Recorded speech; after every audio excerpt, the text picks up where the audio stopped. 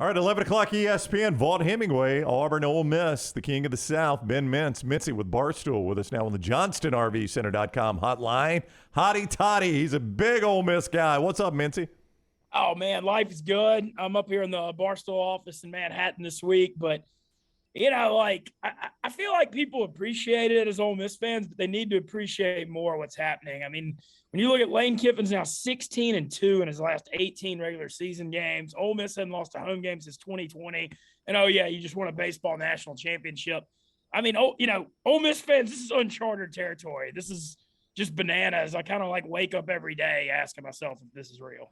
Now, I don't believe it would happen, but when Bryan Harsin gets fired, there are Auburn fans out there that would love to have Lane Kiffin. I don't think he would leave Oxford for the Auburn situation. Your thoughts?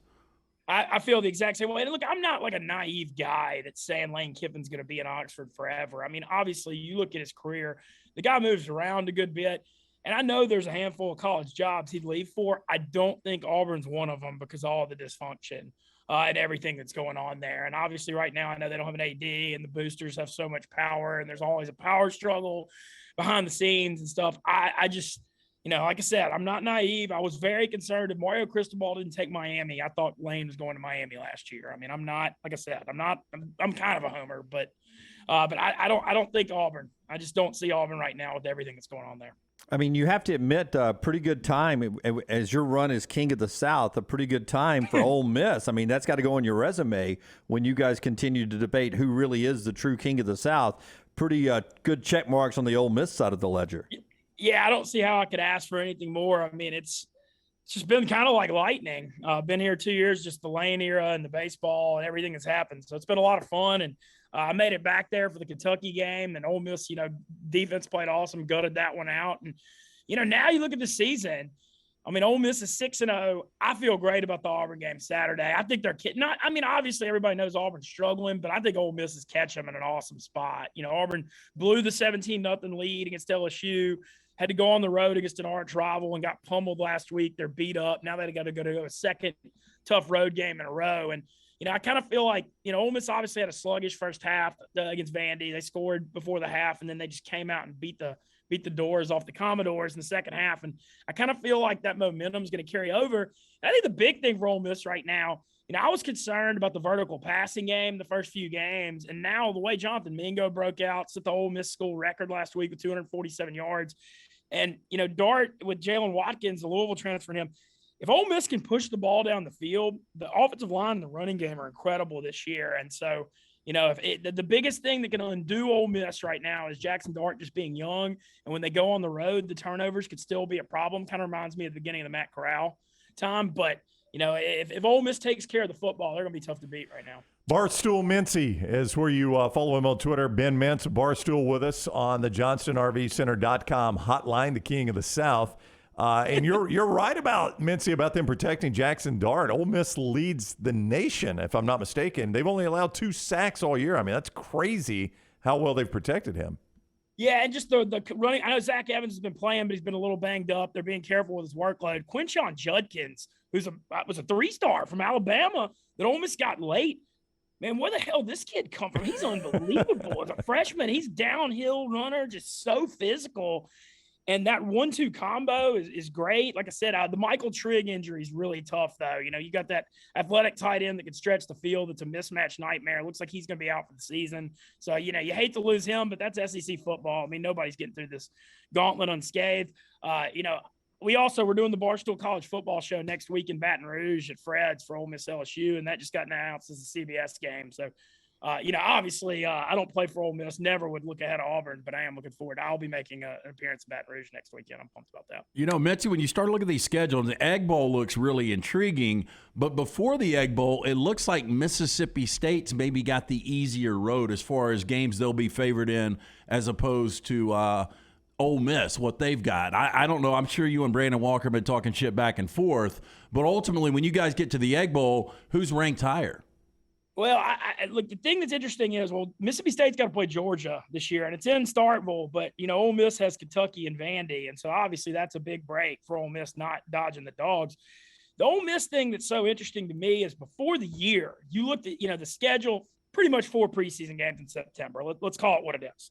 And then it really got going with Kentucky. Well, before the year, the at LSU, at A&M, Bama at home, at Arkansas stretch, I mean, you're looking at that and you're like, damn, 1-3 wouldn't even be that bad. But what's happened with LSU, A&M, and Arkansas, all of a sudden going on the road to those places, which is always going to be tough, but those look a lot more winnable than maybe you would have thought before the year. And so, I feel pretty good about the Ole Miss situation. Mississippi State, Will Rogers has impressed me. The thing he's evolved the last couple of weeks, he's pushing the ball down the field now. And, when I've watched Rogers through the last couple of years, look very efficient, gets the ball out, runs the offense. But I was always really critical of the vertical passing game, and he's answered that the last 2 weeks against A&M and Arkansas. And if he keeps doing that, they're going to be pretty damn good too. I'm about to go up to Knoxville this weekend for the biggest Alabama-Tennessee game this century.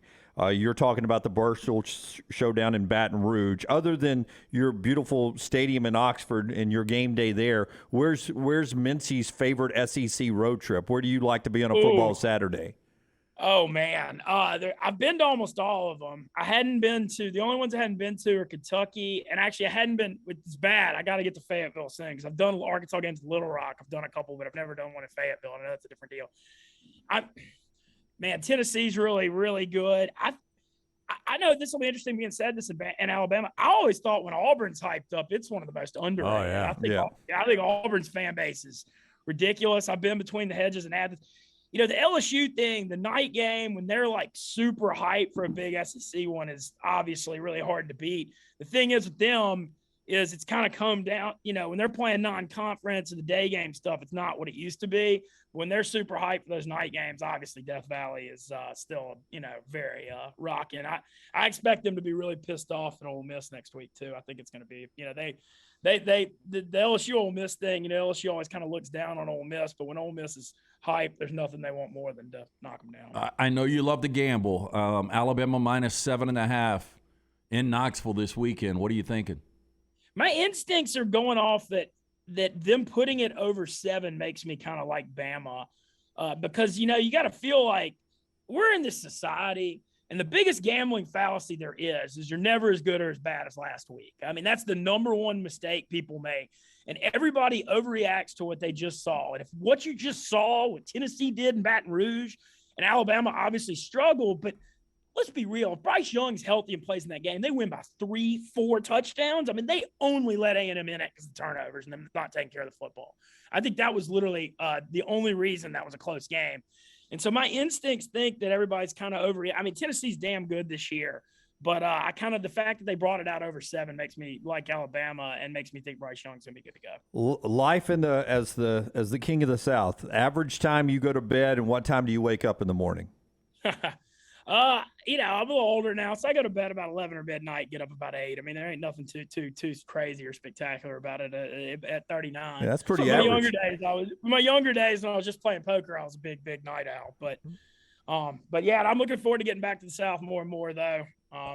Everything's good. Yeah, Nate is inviting you to Huntsville, just up the road from us, because Blue Oak BBQ, which I've had down in New Orleans. I don't know if you're a fan. I am huge. I'm very close to those guys. Oh, are you? So they're opening a Huntsville location. So he said you should come for the grand opening. I'd like to comment on that with Birmingham. The Huntsville, I'm hearing business is booming there. That Orion, the amphitheater is built like the Roman Coliseum. It is awesome. I've heard the reviews. Jason Isbell said it was one of his favorite venues to play in the United States recently.